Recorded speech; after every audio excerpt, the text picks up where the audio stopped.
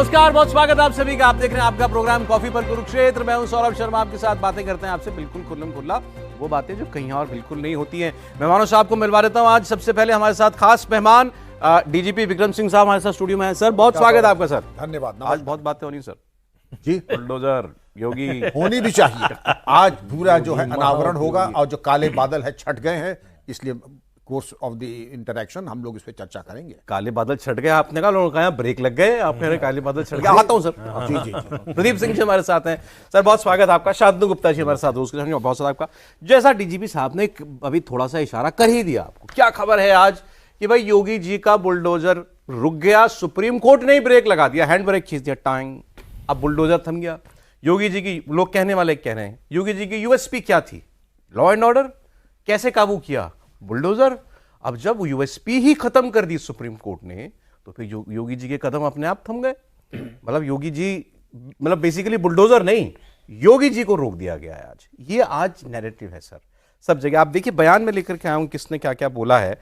अखिलेश यादव कह रहे हैं अब ये बुलडोजर हमेशा के लिए गैरेज में पार्क हो गया। ओवैसी कह रहे हैं कि योगी सरकार मुसलमानों को अब टारगेट नहीं कर पाएगी। सबके निशाने पर योगी। जबकि आप इस बात पर गौर कीजिएगा, ये जो फैसला सुप्रीम कोर्ट का है, ऐसा नहीं कि कोई योगी सरकार के खिलाफ गया होगा। It is a bunch of petitions. उसमें दिल्ली के मामले भी हैं, राजस्थान का मामला भी है। केवल एक कोई योगी, केवल यूपी गवर्नमेंट के ऊपर फैसला नहीं आया, लेकिन सबके टारगेट पर योगी। क्यों? क्योंकि इस ट्रेंड की शुरुआत की थी योगी आदित्यनाथ ने, जिसको लोग कहने लगे थे बाद में 2 मिनट जस्टिस। आपने अपराध अगर किया है तो उसका कोई दंड तो है। अगर अदालत से वो न्याय मिलने में किसी को बहुत वक्त लग रहा है तो ये भी एक तरीका है, ऐसे भी इंसाफ दिया जा सकता है। और लोगों को तो इंसाफ ही चाहिए और कुछ नहीं। योगी जी, यही बात लोगों के मन में जो है योगी जी को बैठा गई। सर इसी को क्लियर कर लें पहले, बुलडोजर रुक गया क्या? जाकी रही भावना जैसी, प्रभु मूरत देखी तिन तैसी। लोगों के मन में लड्डू फूट रहे हैं। अगर मैं ये कह दूं सारी पुलिस लाइन में भी ताला लग जाएगा, AK-47 इंसास राइफलें, पिस्तौल, रिवॉल्वर में भी ताला लग जाएगा, तो लोगों के घर में दिवाली हो जाएगी। लोगों के जो लड्डू फूट रहे हैं, गली गली मिठाइयां बंटने लगी। क्यों? अपराधियों का जो संरक्षण दे रहे हैं और गलत चीजों के ऊपर जो पर्दा डालते हैं, उनको बहुत ही उनकी खुशी। लेकिन उनकी खुशी का पटाक्षेप तब होगा जब उनको मालूम होगा कि जो सुप्रीम कोर्ट ने दिशा निर्देश दिए हैं, उसको सलाम करते हुए बड़ी विनम्रता के साथ वो दिशा निर्देश पहले से भी स्ट्रक्चर्ड हैं। और उन स्ट्रक्चर्ड तरीके के तौर तरीके से जब बुलडोजर चलाया जाता है, किसी एक केस के ऊपर सुप्रीम कोर्ट ने कहा कि ये इलीगल है, जहां कहा है, एक केस महाराजगंज का है जहां पर कहा कि ये इलीगल था, तो वहां पर कार्रवाई की बात की। लेकिन जो जनरल है, जो सैकड़ों बुलडोजर चले हैं, उसमें एक केस भी इलीगल है। आपको नोटिस देना, जिसने सारे अपील के चैनल्स एग्जॉस्ट कर लिए, जिसके ऊपर नोटिस चस्पा की गई, जिसको रिसीव कराया गया, अब उसको सुप्रीम कोर्ट ने रिस्ट्रक्चर कर दिया।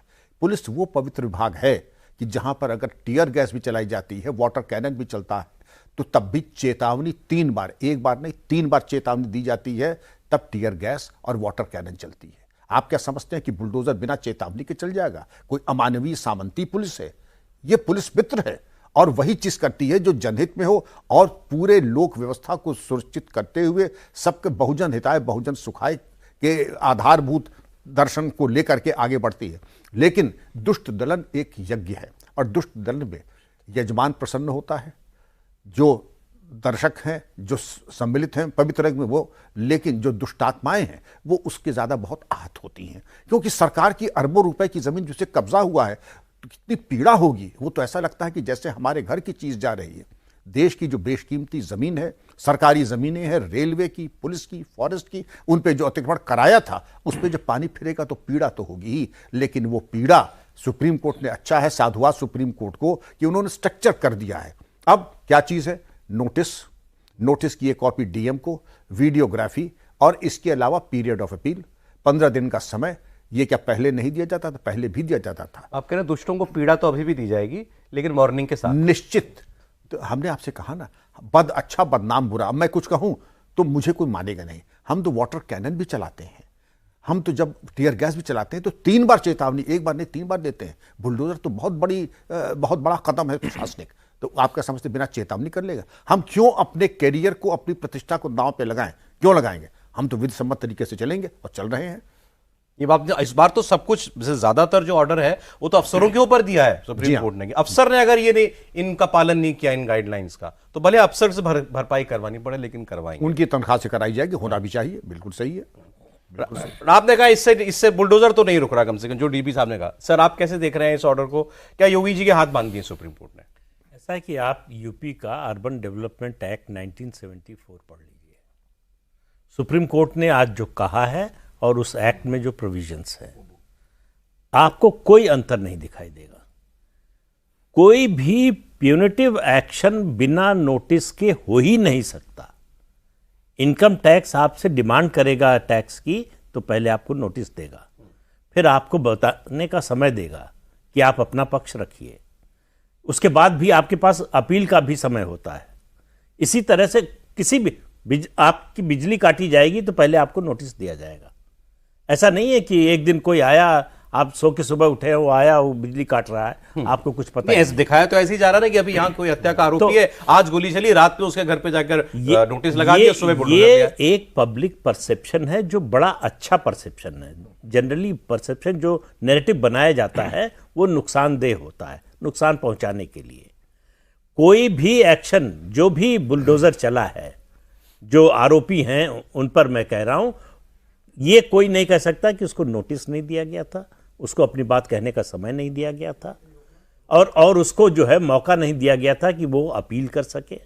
ये सब कुछ करने के बाद हुआ है। आप पूरा सुप्रीम कोर्ट का आज का जजमेंट उठाकर देख लीजिए, एक जगह यूपी गवर्नमेंट का नाम नहीं है, मुख्यमंत्री योगी आदित्यनाथ का नाम नहीं है, कोई स्ट्रक्चर नहीं है, कोई सवाल नहीं उठाया गया। क्या कहा सुप्रीम कोर्ट ने कि आप जो है किसी आरोपी का घर नहीं गिरा सकते। तो सरकार तो कह नहीं रही कि हमने आरोपी का घर गिराया, सरकार कह रही कि इन्होंने जो है अतिक्रमण किया था, इन्होंने नक्शा नहीं पास कराया, इन्होंने जो है सरकारी जमीन पे कब्जा कर लिया, इसलिए इनका घर गिरा दिया। तो जो सुप्रीम कोर्ट कह रहा है वही सरकार ने किया है। मोटे तौर पर इन्हीं गाइडलाइंस का पालन हो ही रहा है, हो ही रहा था। अच्छा, वो एक दो अलग अलग राज्यों में हैं, एक दो केस ऐसे जो है उनको आप अपवाद के रूप में मान सकते हैं, जिनमें थोड़ा जल्दबाजी या ज्यादा उत्साह में जो है वो कार्रवाई हो गई।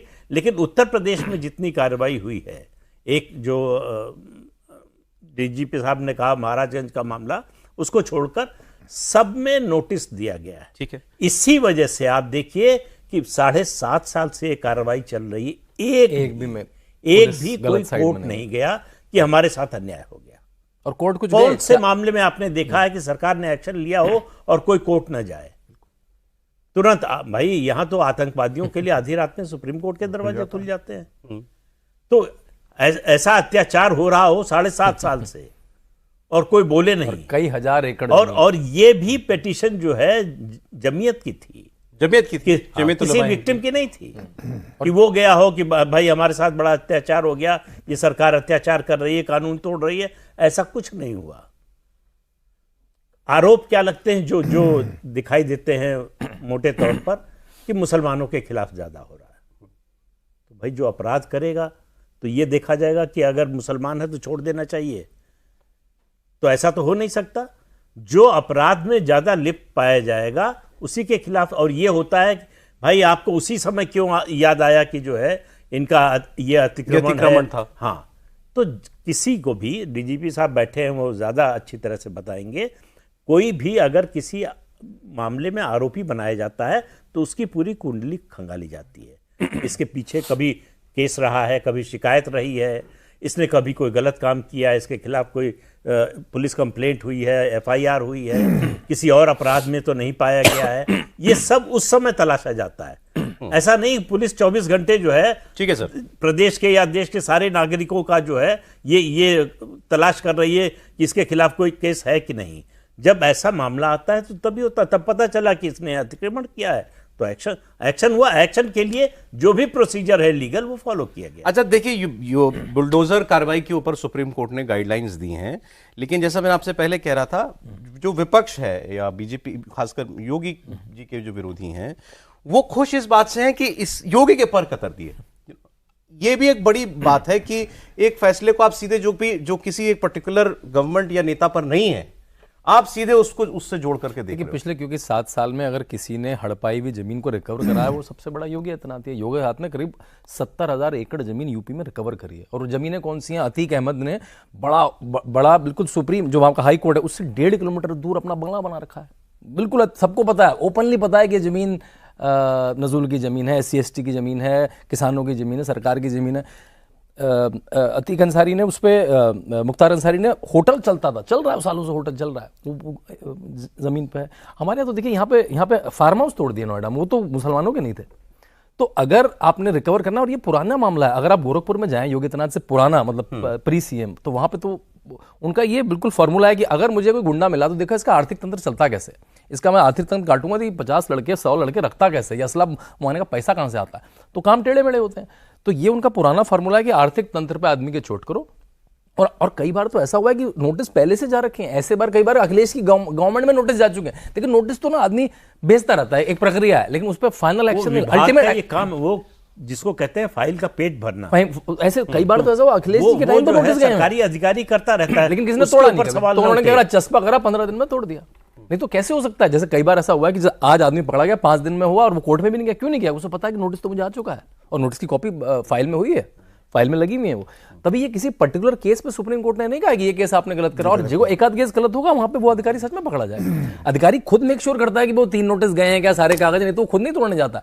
DMSP जब जाते हैं साइट पे किसी बड़े मामले में, तो DMSP को साइट पे जाना पड़ता है, वो लोग जाते ही नहीं है साइट पे अगर उनके पास वो 3 नोटिस या जो भी कार्रवाई नहीं हुई। तो एक जनरल गाइडलाइन है, जैसे सर ने कहा पुराना अर्बन जो मिनिस्ट्री है उसकी गाइडलाइंस में उस गाइडलाइन को रिट्रेट कर दिया, अच्छी बात है। अब से कहा जाएगा जैसा सुप्रीम कोर्ट ने कहा उसी गाइडलाइन के अंदर इनका घर तोड़ा गया। सर तो बड़े खुश थे फैसले से में जब आया मिले। मैं तो खुश तो ही, अब स्ट्रक्चर हो गया। अभी तक जो आरोप प्रत्यारोप चल रहा था, आप ही की तरह के बड़े प्रतिष्ठित चैनल पे बैठा था, वहां पर एक चांसलर महोदय, जैसे हम लोग केवल संविधान से काम करते हैं, बस हमने कहा इसी बात का तो हमें पीड़ा और दुख है। आप समझते हैं कि पुलिस केवल असंवैधानिक कार्य करती है, पुलिस केवल लाकानूनियत और गैर कानूनी काम करती है। मेरा निवेदन है बहुत ही विनम्रता के साथ कि हमारा कमिटमेंट और समर्पण संविधान के प्रति किसी से 19 नहीं 21 रहता है, क्योंकि हम तलवार की धार पे चलते हैं। एक चूक जब होगी तो आप ही ताली बजाकर कहेंगे हाँ बड़े तुर्रम खा 30 मार खा बन रहे थे। उसका मौका वो सुख हम आपको देने वाले नहीं हैं। और आपकी इतनी आलोचना के बावजूद अगर कुछ अच्छा काम हुआ है, 70,000 एकड़ जमीन अगर प्राप्त की गई है, तो कुछ न कुछ तो अच्छा काम हुआ ही होगा, कुछ न कुछ तो होमवर्क हुआ होगा। आज की जागरूक जनता और उससे भी ज्यादा जागरूक मीडिया कोई बख्शने वाला नहीं है। आप एक छोटी सी त्रुटि कीजिए, उसका तिल का ताड़ बना करके जो कि किया गया, ये बात तो सही है। खुद सोचिए, इतने सारे घर अगर टूटे होते और इतनी सी भी गलती होती तो आपको ये जो मीडिया है, जो यूट्यूबर लेके घूमते हैं, वो क्या आपको छोड़ते क्या? स्पेसिफिक्स में केस पता होता, उसके पेपर हमारे पास होते, स्पेसिफिक्स में आते हैं। यानी कोई कुछ क्यों नहीं कर पाया 7 साल से, एक केस को भी क्यों? बुलडोजर उसकी माला जप रहे, बुलडोजर जो न हो गया, एक जो है संपुट हो गया। जैसे होता है कि आज रामायण के पाठ में ये संपुट रहेगा मोर सुधार, तब ये बुलडोजर एक संपुट हो गया। बुलडोजर एक परिवर्तन देखना है तो अभी हमारे एक मित्र मथुरा से लौटे, तो उनका कहना था वृंदावन में परिक्रमा का समय, परिक्रमा होती है, बोले कि रात में 1 बजे 1:30 बजे औरतें गहनों से लदी हुई परिक्रमा कर रही हैं गोवर्धन पर, किसी को कोई चिंता नहीं। कानून व्यवस्था ये होती है। एक बार अटल जी ने कहा था कि असली कानून व्यवस्था का टेस्ट ये है कि आधी रात को कोई महिला गहनों से लदी हुई जा रही हो और उसको कोई चिंता ना हो कि उसके साथ कुछ गड़बड़ हो सकता है। तो आप इससे पहले गुजरात में दिखाई देता था। आप वहां चले जाइए नवरात्र के दिनों में, देखिए कोई किसी महिला के शरीर पे 100 ग्राम से कम सोना होगा ही नहीं, कम से कम। और रात में 12 बजे 1 बजे तक गरबा चल रहा है, उसके बाद घर जा रही हैं, कोई चिंता नहीं है। वो स्थिति आई है उत्तर प्रदेश में जहां अंधेरे के बाद, मतलब सूर्यास्त के बाद, लोग अपने जानवर को बाहर नहीं जाने देते थे। इंसान की बात छोड़ दीजिए, लड़कियों की बात छोड़ दीजिए, लड़कों के लिए मां बाप चिंतित रहते थे कि शाम हो गई घर नहीं लौटा।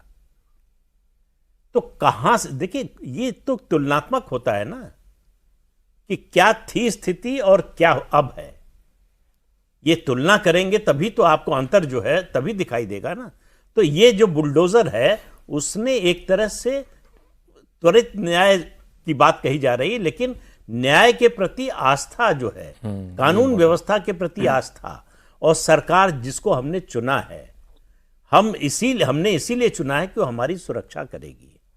वो हमको बुरे लोगों से बचाएगी और हमको अपना जीवन निश्चिंत होकर जीने का, शांतिपूर्वक जीने का जी। अवसर देगी। तो बुलडोजर उसका प्रतीक बन गया है, दो चीजों का, एक अपराध के विरोध में, एक विकास का। दोनों का प्रतीक जो है बुलडोजर बना है। सर अब थोड़ा सा बुलडोजर से आगे बढ़ते हुए बात करें, जैसे मैंने आपको कहा बुलडोजर का फैसला है तो सबने योगी को निशाने पर लिया।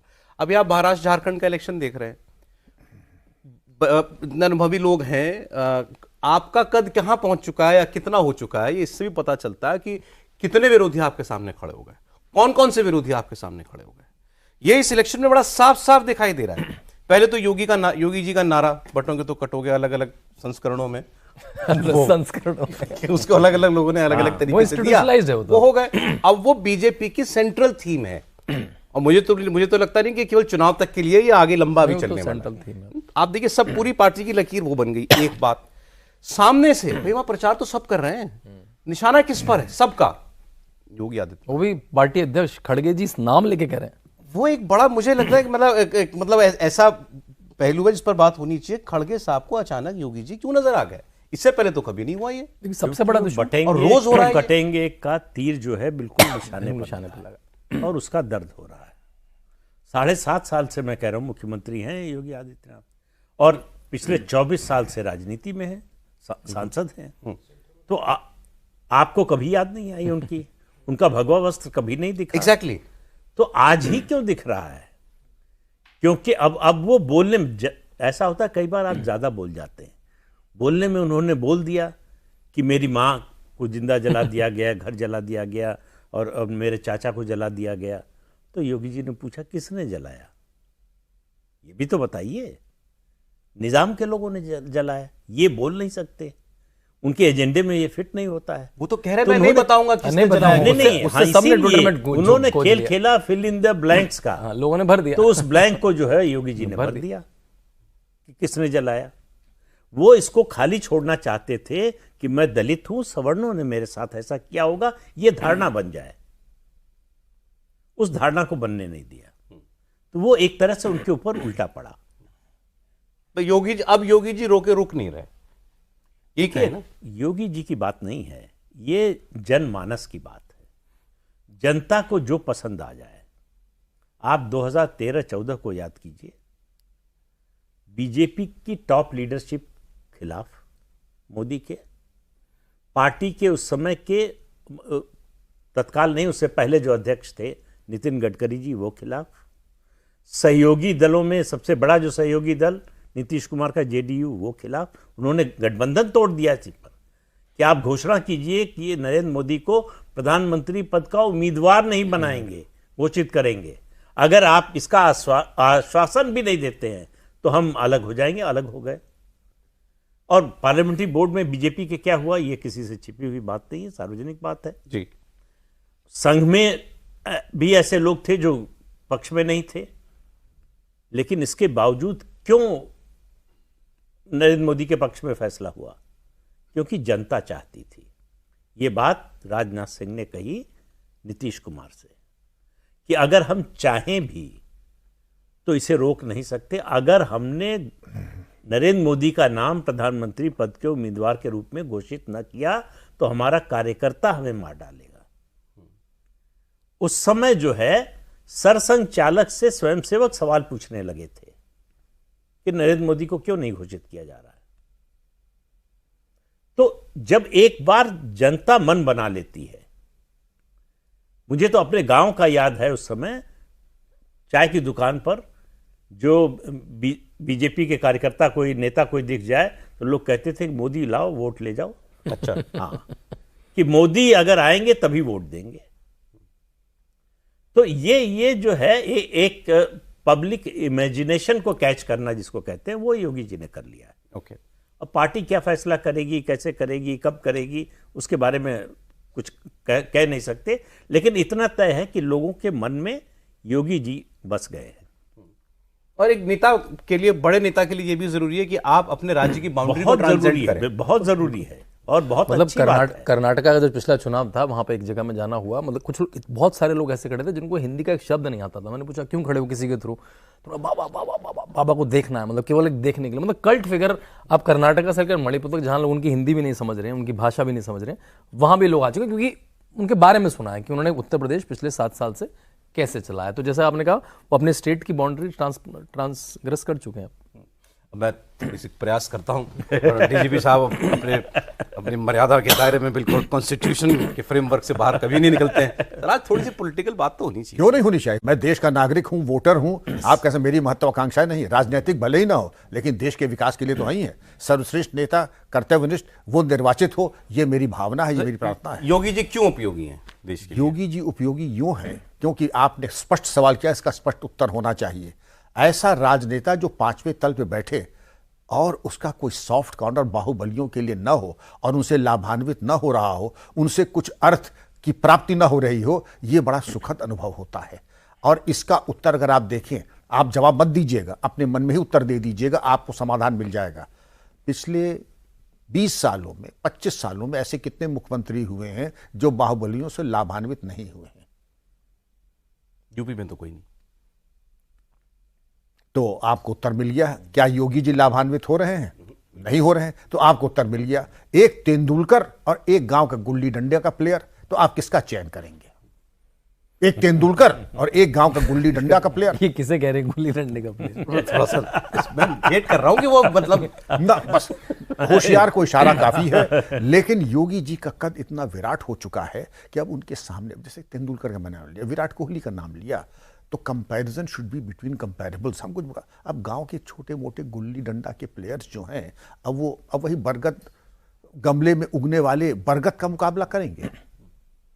आप खुद सोचिए सौरभ जी कि आपका कद इतना ऊंचा हो जाए, सत्यनिष्ठा आपकी, सचरित्र आप, आर्थिक निष्ठा और आर्थिक ईमानदारी आपके साथ, जनाधार आपके साथ, चरित्र बिल्कुल निष्पाप निष्कलंक, और जनता को कैसा नेता चाहिए, ये हमें आप और बता दें। सर मैं बिहार में गांव में एक समाजवादी नेता है, अब किसी पार्टी में नहीं है उस तरह से, उन्होंने योगी जी के बारे में पूछा तो गांव के लोग रोने लगे। बोले कि भाई उस आदमी को चाहिए क्या? 2 मीटर कपड़ा ऊपर, 1.5 मीटर कपड़ा, 2 मीटर नीचे, 1.5 मीटर ऊपर, इसके अलावा उसको करना क्या? आप उनके परिवार की हालत देखिए, बताइए किस कोई पार्षद भी हो तो उसके परिवार की ये स्थिति हो सकती है क्या? क्या नहीं कर सकते थे अपने परिवार के लिए? कुछ नहीं किया। तो परिवार का मोह नहीं, परिवारवाद नहीं, जो सबसे बड़ा राजनीति में आरोप लगता है, कोई आर्थिक आरोप नहीं। 7.5 साल मुख्यमंत्री तो कोई नहीं रहा है उत्तर प्रदेश का लगातार, आजादी की बात से अब तक की बात कर लीजिए तो एक, मतलब उनका बड़ा से बड़ा विरोधी भी जो है उन पर एक कोई आक्षेप नहीं लगा पाया। तो इससे आप देखिए कि मतलब अंतर क्या है, तुलना किससे, जो डीजीपी साहब ने कहा कि तुलना जो है आप किससे कर रहे हैं, जो कंपेरेबल हो उसी से तुलना कर सकते हैं। कोई है क्या? अखिलेश यादव से कर रहे हैं। आप देख लीजिए अखिलेश यादव, भाई योगी जी ने कभी कोई व्यापार तो किया नहीं, अखिलेश यादव ने भी नहीं किया, दोनों ने कभी कोई नौकरी नहीं की, दोनों के पास जो सार्वजनिक जानकारी के मुताबिक आय का साधन यही है कि सांसद, विधायक, मुख्यमंत्री रहे हैं तो उस रूप में जो भी उनको वेतन मिलता है वही है। योगी जी की संपत्ति उनके चुनाव आयोग में जो एफिडेविट दिया है केवल वही देख लीजिए, और अखिलेश यादव की देख लीजिए, आपको कुछ और पता कहने की जरूरत नहीं। अखिलेश जिस घर में रहते हैं विक्रमादित्य मार्ग में, वो 26,000 स्क्वायर फीट का घर है। और योगी जी के अगर आप गांव में चले जाएं, जब उनकी किताब लिखने का, तो पंचूर गांव में आखिरी का 1 किलोमीटर आज भी आपको बाइक से जाना भी मुश्किल है, इतना ऊंचा नीचा रास्ता है। माता जी वहीं रहती थी, अभी भी वहाँ पे हॉस्पिटल में है, पिताजी वहीं रहे, छोटा सा मकान है, 3 इतना तो कोई कर दे, मतलब कोई वहां का मुख्यमंत्री, वहां का नेता वो भी नहीं लेते थे। ऐसा शायद बिरला ही होगा, कोई बिरला ही होगा जो उस हालत में वो छोटा पुराना टीवी लेके आज उस घर में रहते। नहीं कर दे, नहीं किसी और की करने की हिम्मत नहीं हुई। अरे दूसरी बात, डीजीपी साहब ने बड़ा साफ साफ अभी बता ही दिया आपको कि भाई लोग क्यों पसंद करते हैं किसी नेता को, उन्होंने बहुत सारी खूबियां उसकी बता दी। सर दूसरी एक ये अलग चीज है, लोग किसी नेता को सुनते कब हैं, इसलिए मैं महाराष्ट्र के इलेक्शन पर आना चाह रहा था। अब मैं इनके कुछ जो इन्होंने डायलॉग कहे हैं अपने, जब वो पढ़ रहा हूं, सीधी सीधी बात है। आज उन्होंने कहा कांग्रेस को हिंदू भावनाओं की चिंता नहीं है, समाजवादी पार्टी रामद्रोही पार्टी है। ऐसे आरोप ये कोई नए नहीं है, कोई भी लगाता है, बीजेपी के लोग तो आम लगाते हैं, योगी आदित्यनाथ बोलते हैं तो बात बड़ी गंभीर नजर आने लगती है। जो लोग भारत के अंदर रहकर भारत को गाली देंगे उनको उसी यात्रा पर भेजेंगे जिसके वो हकदार हैं। कह भी दिया और कुछ भी नहीं कहा, कोई शब्द ऐसा तो इस्तेमाल किया नहीं उन्होंने। याद रखना, बटेंगे तो गणपति पूजा पर हमला होगा, बटेंगे नहीं तो किसी माई के लाल में हिम्मत नहीं है कि वो काट सके। एक लाइन, एक उनका डायलॉग और पढ़ रहा हूं, मुझे ये सबसे पावरफुल लगा और आज के इस सब्जेक्ट से भी जुड़ता है। सरकार का मतलब समाधान है, समस्या नहीं। आप मुझे समाधान दो। आदमी चाहता क्या है? जाहिर है, और बुलडोजर भी उसी सरकार इसीलिए तो चुनी है, और बुलडोजर भी उसी कि समाधान हमारी का जो समस्याएं हैं उनका समाधान पेश कीजिए आप। तो सर, आज नेता की क्रेडिबिलिटी कैसे पैदा होती है? जब निर्भीक और निस्वार्थ वक्तव्य नहीं देते हो, वचनम किम दरिद्रता, ढपोर शंख नहीं होना चाहिए। लेकिन अगर योगी जी ने जो कहा उसको करके दिखाया है, ये बहुत ही रेयर मिसाल है कि जो कहा उसको करके दिखाया।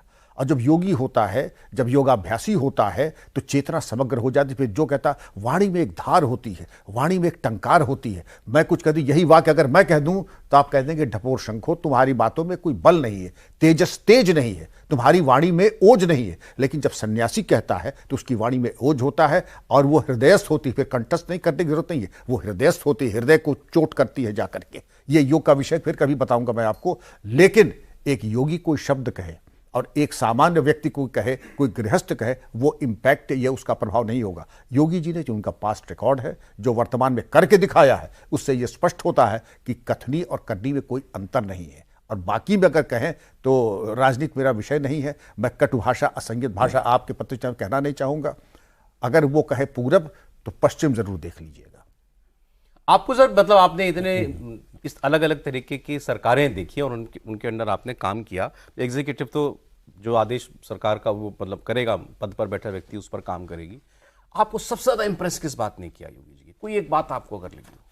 मैंने योगी साथ काम नहीं किया, लेकिन जो मैंने देखा, जो मैंने समझा, जो मैंने देखा, जहां पर कुछ नागरिकों की बैठक हो रही थी, योगी जी जब आते हैं नोएडा तो कुछ लोगों को बुलाते हैं, पूछते हैं शासन प्रशासन कैसा चल रहा है। कि मैं बड़ा अंतर्तृप्त व्यक्ति हूं, मुझे कोई लालसा नहीं थी, लेकिन अब मुझे एक ग्लानि हो रही है, एक जिज्ञासा, एक प्रभु प्रार्थना थी, काश आप मुख्यमंत्री होते और मेरा सेवा काल होता तो मुझे मालूम पड़ता कि मेरी प्रतिभा का पूरा सदुपयोग आज हो सकता है। क्या बात, सबसे बड़ा एंडोर्समेंट है। ये बात आपने कही उनको? ये मैंने कही और सबके सामने कही। अच्छा, मुझे कुछ प्राप्त करना नहीं है, न मुझे आपसे टिकट चाहिए, न किसी से कुछ चाहिए, न कोई पद चाहिए, न मेरी कोई राजनीतिक। लेकिन मैंने कहा कि एक तरीके से जो स्वायत्ता आपने अधिकारियों को, डीजीपी को, थाना अध्यक्ष से लेकर सबको दी है, जिला अधिकारियों को दी है, ये अवसर ऐसा है, इसको कहते हैं रोहिणी नक्षत्र, जब वाकई भाग्योदय हो सकता है प्रशासन का। गजब। इसका मैं अगर इनवर्स पहलू निकालूं, मतलब कितना दबाव में काम करता होगा सिस्टम? क्यों नहीं, दबाने क्यों वाला नहीं, है तो बिल्कुल। आप जी भाई मुख्तार अंसारी के यहाँ से एलएमजी पकड़ी जाए, जो अफसर हाँ, और शैलेंद्र सिंह, वो भी आर्मी की चोरी की हुई, अपनी भारत और उस पर एक्शन होने की बजाय जो अधिकारी ये काम करे उस पर एक्शन हो, उसकी जिंदगी बर्बाद कर दी जाए। इससे बड़ा उदाहरण और क्या होगा? उसका कैरियर खत्म कर दिया जाए। हाँ, उनको तो शायद उन्होंने तो फिर मतलब फिर सर्विस ही छोड़ दी थी ना। अब जाके केस हटा, केस भी अब जाके हटा योगी सरकार में। कितने वो केसेस अभी जब मुख्तार अंसारी मरा है उसके बाद उनकी सारी कहानी फिर से दुनिया के सामने आई, वरना तो आदमी बिल्कुल वो खत्म हो चुका था। तो क्या आपकी नजर में क्या है सर कि महाराष्ट्र में भी, झारखंड में भी, असम में भी, सब जगह योगी को लोग क्यों सुनना चाह रहे हैं? देखिए, दो चीजें हैं मेरी नजर में। एक, बोलने वाले की निष्ठा क्या है। अगर वो ईमानदारी की बात कर रहा है तो क्या उसका जीवन में वो उस तरह का आचरण करता है क्या? अगर वो हिंदुत्व की बात कर रहा है तो क्या हिंदुत्व उसके लिए केवल जो है एक पॉलिटिकल टूल है या रणनीति है, या उसमें विश्वास है उसका, उसके अनुसार उसका जीवन है। दूसरी बात, सबसे बड़ी बात होती है डेमोक्रेसी में, जनता क्या सुनना चाहती है किस समय पर। अगर देखिए, टाइमिंग का बहुत महत्व है राजनीति में। अगर आप उस समय वो बात कहते हैं जो लोगों के दिल में होती है, जो सुनना चाहते हैं, तो जो बात अभी डीजीपी साहब ने कही कि हृदयस्थ हो जाती है, हृदयंगम कर लेते हैं लोग, उसको फिर याद करने की जरूरत नहीं पड़ती, वो स्थिति होती है। वही हो रहा है योगी जी के साथ, कि जो इस समय देश में वातावरण है उसमें लोग जो सुनना चाहते हैं वही योगी जी बोल रहे हैं। और जो योगी जी बोल रहे हैं वो उसमें उनकी निष्ठा है। तो ये इसमें कहीं कोई जो है क्लैश नहीं है, कोई टकराव नहीं है कि हमारे मन में तो कुछ और है, जबान पर कुछ और है। इतना लंबा जो है सार्वजनिक जीवन का उनका आचरण है, सबके सामने है, चाहे वो सांसद के रूप में रहे हों और चाहे जो अभी 7.5 साल से मुख्यमंत्री के रूप में, सबके सामने है, कुछ छिपा हुआ नहीं है, कोई निजी संपत्ति नहीं है। कोई आरोप नहीं लगा सकता कि मुख्यमंत्री बनने के बाद अपने परिवार के या अपने रिश्तेदार के को या अपने दोस्त को उन्होंने ये दे दिया, ये कर दिया। कोई ऐसा उद्योगपति नहीं है जो ये दावा कर सके कि हम उनके बहुत करीब हैं। कोई अधिकारी ऐसा नहीं है जो ये कह सके कि हम कोई भी काम करवा सकते हैं। आप बताइए देश में ऐसे कितने नेता हैं? तो इसलिए जो है इस सब का असर ऐसा है कि हम लोगों को लगता है कि हम लोगों ने थोड़ा बहुत पढ़ लिख लिया है तो बड़े समझदार हो गए हैं। मेरा मानना है कि गांव का आदमी जो कम पढ़ा लिखा या अनपढ़ है, उसकी जिसको कहते हैं कॉमन सेंस, सहज बुद्धि, वो पढ़े लिखे लोगों से ज्यादा होती है। वो ताड़ लेता है कि कौन नाटक कर रहा है और कौन असली है। तो सही और गलत का, अच्छे और बुरे का, वास्तविक और जो है अवास्तविक, उसका जो है अंतर वो तुरंत पहचान लेता है। तो इसलिए योगी जी को जो है अपना कोई प्रचार इस तरह से नहीं करने की जरूरत पड़ी है कि हमारा नाम हो जाए, हमको लोग जान जाएं, हमारी बात पहुंच जाए। वो जो बोलते हैं वो जो है माउथ पब्लिसिटी के जरिए ज्यादा लोगों तक पहुंचता है बजाय किसी संचार माध्यम के। तो वो जो कह रहे हैं वो मतलब बनावटी नहीं है, या मुझे भाषण देना है तो आज कोई अच्छे डायलॉग लिखो, बढ़िया मजा आना चाहिए सुनने वाले को, वैसा नहीं है। लोग देखते हैं कि यहां से निकल रहा है या यहां से निकल रहा है। यहां से निकल रहा है तो फिर उस पर कोई संदेह नहीं होता। यहां से निकल रहा है तो फिर वो ताड़ने की कोशिश करते हैं कि ये कितनी दूर तक जाएगा, कब तक टिका रहेगा, ये सच में बोल रहा है, आज बोल रहा है, कल याद रहेगा कि नहीं याद रहेगा, आज ये बात कह रहा है, कल क्या बात कहेगा। योगी जी के मामले में ये सब नहीं है। जो बोला जिस रूप में, उसी रूप में लोगों ने ग्रहण किया। आप मानते महाराष्ट्र का इलेक्शन किसी एक सेंस में शायद कैंपेन, बीजेपी का कैंपेन योगी सेंट्रिक हो गया? वो तो हरियाणा से शुरू हो चुका था। हरियाणा में जो विरोधी ने बाद में भी लेख लिखे, उसमें कहा this election had a Yogi flavour, तो वहां से शुरू हो गया था। और तब ये स्टेटमेंट आ चुका था, कट हो गए तो बट हो गए, जो 36 बिरादरियां साथ आई। और महाराष्ट्र में बिल्कुल ही सेंट्रल थीम ही बन गया है। वहां तो थोड़ा लेट एंट्री थी, बिल्कुल सेंट्रल थीम बन गया। और जैसा प्रदीप जी ने कहा कि अब लोग भापने लगे कि भाई ये आदमी कह रहे हैं, जब अब राहुल गांधी कहते हैं कास्ट सेंसस कराओ, कास्ट सेंसस कराओ, लेकिन लोग देख रहे हैं ना, भाई आपने कराया, आपने जारी नहीं करा। आपके 3 चीफ सेक्रेटरी हैं, वो तो सारे ऊंची जाति के हैं, आपने मंडल कमीशन की रिपोर्ट को कभी रखा नहीं। तो आप ये अब बार बार नहीं कर सकते आप, है ना, कि आप कहते रहेंगे। अब 24 सोशल मीडिया में आप बुद्धू बना के निकल जाना बड़ा मुश्किल। तो अगर तो राजीव गांधी जी का पार्लियामेंट का भाषण निकाल के रख दिया, तो सब निकल आएगा, सब निकल आएगा। और बच्चे निकाल दे रहे हैं, कोई पार्टी को भी जरूरत नहीं पड़ रही, भाजपा को भी जरूरत नहीं पड़ रही निकालने, कोई तो ट्विटर में निकाल के डाल देता है। अब जो उन्होंने नया कहा का भाषण, नेहरू जी की चिट्ठी जो मुख्यमंत्रियों को लिखी आरक्षण के बारे में, सब कुछ जो है पब्लिक डोमेन में। मुझे भी नहीं पता था इनफैक्ट, मतलब ये तो मालूम था कि भाई राजीव गांधी ने पार्लियामेंट में ओबीसी आरक्षण का विरोध किया था जब वीपी सिंह लाए थे, लेकिन उसमें उन्होंने ये भी लिखा है, क्लियर है कि भाषण में, कि आप इसमें ओबीसी के साथ पिछड़े मुसलमानों को क्यों नहीं शामिल कर रहे हैं, इसमें अल्पसंख्यकों को क्यों नहीं ले रहे हैं आप। बिल्कुल। तो आज जब बीजेपी वाले कहते हैं कि ये तुम्हारा भाषण आरक्षण जो है मुसलमानों को दे देंगे, उनके पास एक सबूत है कहने के लिए। इनके राहुल गांधी जी के पिताजी इस बात को कह चुके हैं। भाई रंगनाथ मिश्रा कमीशन जो बनाया मनमोहन सिंह की सरकार ने, उसने 10% रिजर्वेशन की रिकमेंडेशन दी थी, इसी के लिए बनाया गया था उसको। तो कांग्रेस ने क्या क्या किया है, मतलब बीजेपी के बारे में जो कहा जाता है कि ये ऐसा कर सकते हैं, कांग्रेस के बारे में जो कहा जा रहा है वो ऐसा कर चुके हैं। दोनों में बहुत अंतर है। एक आप अनुमान लगा रहे हैं, एक आप तथ्य सामने रख रहे हैं। योगी जी का जहां तक सवाल है, मुझे तो एक बयान सर उनका नहीं भूलता, तौकीर रजा एक बरेली के मुस्लिम क्लेरिक हैं। जी हाँ, जी हाँ। और बहुत विवादित बातें कहते हैं, अभी बहुत कुछ उन्होंने कहा है कि अगर 1% नौजवान सड़क पे उतर आया तो मोदी जी को पसीने छूट जाएंगे, रूह कांप जाएगी तुम्हारी, रूह कांप जाएगी। अगर हमारे नौजवान जो है आउट ऑफ कंट्रोल, उनको रोक रखा है हमने। उस आदमी ने भी योगी आदित्यनाथ के बारे में ये कहा एक बार कि कुछ एक बातें छोड़ दीजिए तो योगी जी तो राजधर्म का पालन कर रहे हैं। ये आपके सो कॉल्ड विरोधी के मुंह से आना जी। वैसे तौकीर रजा को मैं बहुत गंभीरता पूर्वक नहीं, तो पहली चीज कौन किसका पसीना बहाएगा, अभी तौकीर रजा को अपने को रिफ्रेश कर लेना चाहिए। ज्यादा बड़बोलापना उनको शोभा नहीं देता है।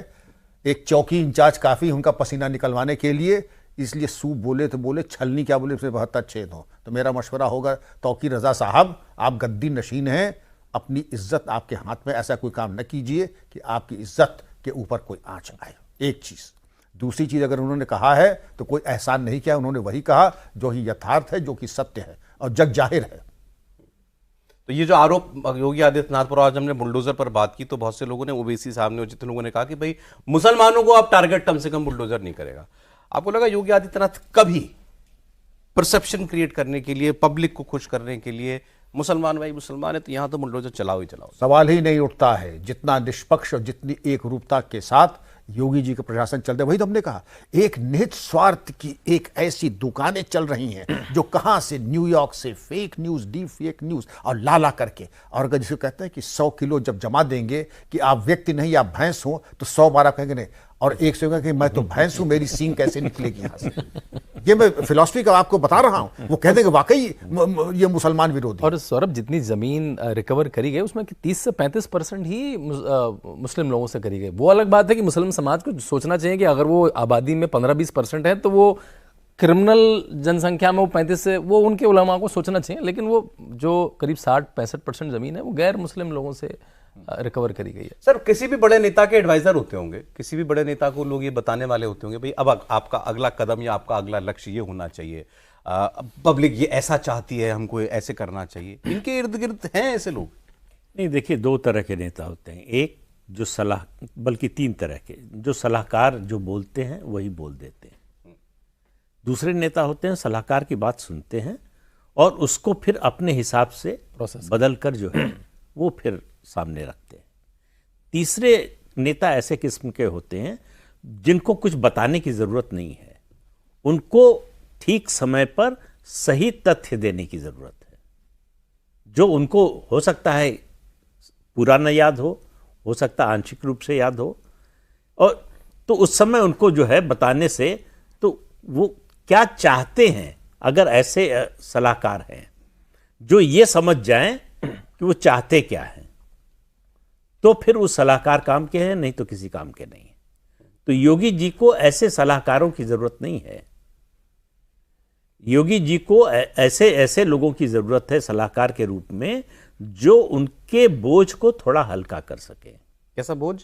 बोझ ये कि अगर किसी विषय पर वो कोई रिसर्च चाहते हैं, कोई जानकारी चाहते हैं, कोई ऐतिहासिक संदर्भ चाहते हैं, तो वो खोज कर दे दिया जाए, बाकी काम वो खुद करेंगे। मतलब यहां पर क्लैरिटी है।